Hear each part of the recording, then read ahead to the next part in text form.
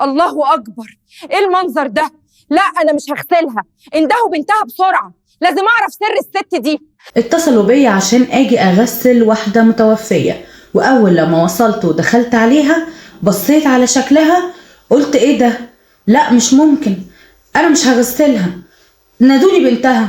واول لما نادولي بنتها وعرفت اللي انا كنت عايزه اعرفه وعرفت السبب بطلت خلاص ان انا اغسل تاني، ودي كانت اخر مره. تعالوا بينا نعرف ايه السبب والست دي عملت ايه وانا شفت ايه. كملوا معايا الفيديو للنهايه، بس مش قبل ما نصلي على النبي عليه الصلاه والسلام. في التعليقات صاحبه المشكله بتحكي وبتقول: انا مغسله وعندي 40 سنه.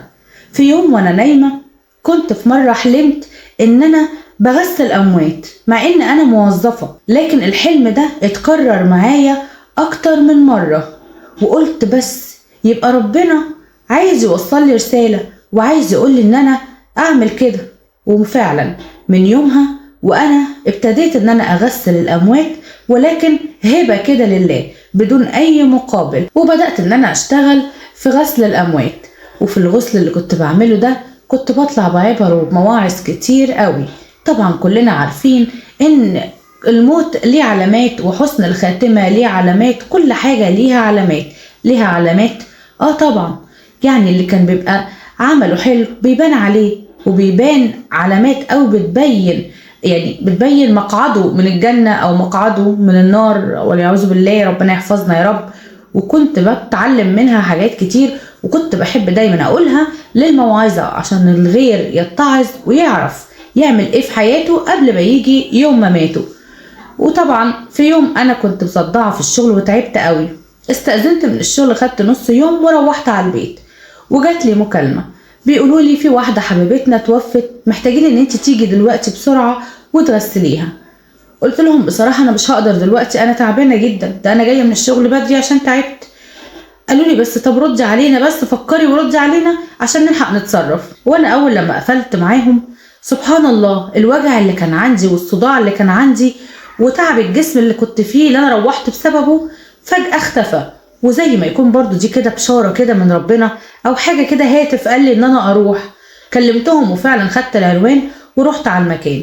واول لما رحت وانا هناك قدام الحته اللي انا هغسل فيها لقيت حشود من الناس كتير جدا. انا قلت الله، هو حد اللي مات دوت من المشاهير ولا ايه؟ من كتر الناس ما هي كتير، وعن كميه القطط والكلاب اللي واقفه اكتر من البني ادمين. قلت الله، هو في ايه بالظبط؟ وطبعا اول لما جيت ادخل لقيت طبعا بنت كان مغمى عليها، دي بنت من بناتها، والاختين التانيين كانوا بيفوقوها. اللي توفت كانت ام ل3 بنات، وكانت ابوهم متوفي من وهم صغيرين، وكانت هي اللي مربياهم يتامى. ولكن طبعا اول لما شفت المنظر ده دخلت على طول وقلت ربنا يصبرهم، ودخلت على طول على اوضه الغسل. واول لما دخلت ولسه جاي ادخل لقيت ناس كتير جدا جوه الاوضه. قلت لهم لا انا ما بحبش كده، العدد ده كله ما ينفعش، اطلعوا بره لو سمحتوا وسيبوا لي 2 بس عشان يساعدوني. واول لما خرجوا ولسه بدات اشوف شغلي ابتديت اشم ريحه كده ما شمتهاش قبل كده. الله، يا ريحه دي جت منين؟ انا لسه ما غسلتش ومش عارفه الريحه منين. جيت ببص على المتوفيه، ايه ده، هي دي المتوفيه؟ يقولوا لي انتوا متاكدين ان دي المتوفيه؟ يقولوا لي ايوه. قلت لهم هي عندها كام سنه؟ قالوا لي تقريبا كده بين ال 62 وال 64. قلت لهم لا انا مش هغسل الجثه دي، اندهولي بنت من بناتها، انا مش هغسل الا لما تنادولي بنت من بناتها عشان اسالها على حاجه. واصريت ان انا مش هغسل الا لما البنت تيجي. جت البنت اللي كانت منهاره بره وهي لسه منهاره، ولقيتها واقفه قدامي طبعا وهي عماله تعيط. قلت لها انت بتعيطي على ايه؟ ارفعي راسك كده، ارفعي راسك كده وبصي لي، قولي لي هي الست دي امك؟ قالت لي امي. يعني البنات اللي بره دي دول بناتها، دي امهم؟ قالت لي هو في ايه؟ قلت لها بصي يا حبيبتي، بصي يا بنتي، دي صبية في سن ال20، بصي على وشها وبصي على النور اللي طالع من وشها، دي مش حاجة عادية. شمي كده الريحة اللي في الأوضة، أنا لسه ما غسلتش حاجة ولا عملت حاجة، أنا دايما بغسل بالمسك وبالعنبر. الريحة اللي أنا شايماها دي والريحة اللي موجودة في المكان دي أحلى من المسك وأحلى من العنبر. أنا ما عملتش لسه شغلي، أنا مش هبدأ شغل ومش هغسل إلا لما تقولي لي امك كانت بتعمل ايه بالظبط في حياتها؟ ولقيت البنت كده رفعت راسها وبتمسح دموعها، وكأن الكلام اللي انا قلته فرحها وطمنها وطبطب على قلبها. وبدأت تقولي امي كانت بتربينا من واحنا صغيرين، من ساعة لما ابويا مات كان اهل ابويا كانوا بيعاملونا اوحش معاملة وبيعاملوا امي اوحش معاملة، ودايما بيعايروها ان هي ما جابتش الولد وان هي ام البنات، وان طبعا يا مخلفة الهم يا مخلفة البنات يا شايلة الهم للممات، وكان دايما من الكلام ده. وحتى لحد دلوقتي يعني وبعد ما ابويا ما مات فضلوا برضه يقولوا لها كده اهو، مش لو كان معاكي الولد كان زمانه هو اللي شالك وشالكوا. وكانت بتسمع الكلام ده لكن ما كانش بيهمها اي حد، كنا احنا عندها دنيتها ودينها وكل حاجه. امي صحيح كانت جاهله وما كانتش متعلمه ولا بتعرف تقرا ولا تكتب، ولكن اصرت ان هي تعلمنا احنا الثلاثه احسن تعليم.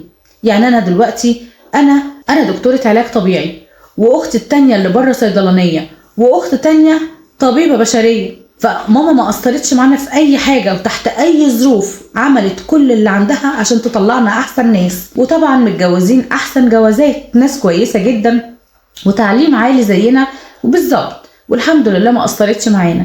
قالت لي لا يا بنتي، طب في اكيد حاجات تانية، قولي لي امك كانت بتعمل ايه؟ قالت لي امي كانت محبوبه من الناس كلها.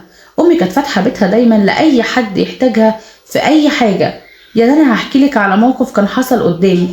كان في واحده كانت جايه لامي، جايه تفضفض معاها وهي بتعيط وبتقول لها بنتي خلاص الجوازه قربت وناقص خلاص مش غير كام شهر، وانا مش معيش مليمه اجيب لها حاجه من الجهاز، وفكرت ان انا اعمل قرض واجيب بقى دوت وخلاص اللي عليا. طبعا ماما ساعتها اول ما سمعت قرض قالت لها قرض ايه اللي تعمليه؟ ده القرض ده يجيب لها الخراب، انت عايزه تخربي بيت بنتك؟ لا طبعا. وفجاه كده امي مسكت التليفون وعملت اتصالاتها 1 2 3 4، احنا عايزين نعمل جمعيه بسرعه، اعملوها لي دلوقتي وكونوها لي وتكون بالمبلغ الفلاني ويكون مبلغ كبير. في خلال ساعتين كده كونوا لي الجمعيه عشان انا محتاجاها دلوقتي عشان في واحده هتقبضها. وفجاه امي خلال ساعتين بالظبط كانت الناس لموا لها الجمعيه وعملوها، وخدت الفلوس وحطتها في حجر الست اللي كانت بتعيط. الست بدل ما كانت بتعيط من الزعل اصبحت بتعيط من الفرحه، وهي عماله تدعي لها وتقول لي الهي يسترك، انت مش عارفه انت عملتي معايا ايه. وطبعا قلت لها امي قالت لها ما تشكرنيش على حاجه يا حبيبتي، ده خير ربنا ورزق ربنا، اياكي والحرام واياكي والقروض، اتق الله يجعل لك مخرجا. وطبعا الست مشيت من عندنا وهي كانت عماله تدعي لها جدا. وطبعا دي مش كانتش اول حاجه، مفيش اي حد كان يخش عليها او يطلب منها اي حاجه ايا كان معاها او معهاش ما تردوش، حتى لو هتستلف عشان تستلف، تعمل اي حاجه عشان ما تردش اللي يقصدها في اي حاجه. ده غير طبعا ان هي كانت ست مصليه جدا، وكانت حتى لما ماتت كانت لسه مصليه الظهر، وكانت دايما تقول لنا الصلاه يا ولاد، اهم حاجه الصلاه، اي حاجه اي ازمه انتوا فيها تفرشوا سجادتكم وتسجدوا لربنا، الشكوى لغير الله مذله، اشكروه على نعمه وعلى نقمه وكل حاجه. وكانت دايما بتعلمنا الكلام ده. ده غير كمان ان احنا ممكن نبقى الدنيا عندنا مأزمه قوي، ازمت معانا قوي، الاقيها تنده واحده مننا وتقول لنا طلعوا الفرختين اللي في الفريزر دول. ليه يا ماما؟ اعملوهم بس واطبخوهم. وتشيل لنا كده مثلا منها نص فرخه وتاخد بقيه الفرخه وتحطهم في اطباق. رايحه فين يا ماما؟ انا رايحه اوديهم للخرابه اللي ورانا عشان القطط والكلاب. يا ولاد الكلاب والحيوانات كلها دي ما بتنطقش، ما بتقدرش تقول لك انا جعان، فانت اللي لازم تطعمهم عشان ربنا يطعمك ويزيدك، والراحمون يرحمهم الله.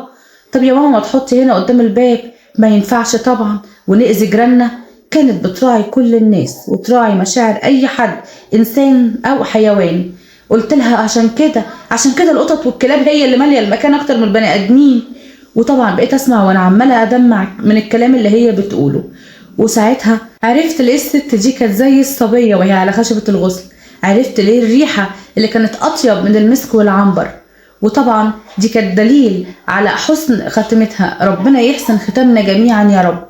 وهو ده اللي احنا عايزين نقوله من الفيديوهات دي، الموعظه الحسنه اللي احنا بنطلع منها وان احنا نعرف بيها غيرنا. ياما في ناس ملهية عن الحاجات دي كلها وملهية في دنيتها، ولا بتسأل في مريض ولا بتسأل في غلبان ولا بتطلع حاجة لله ولا الكلام ده كله.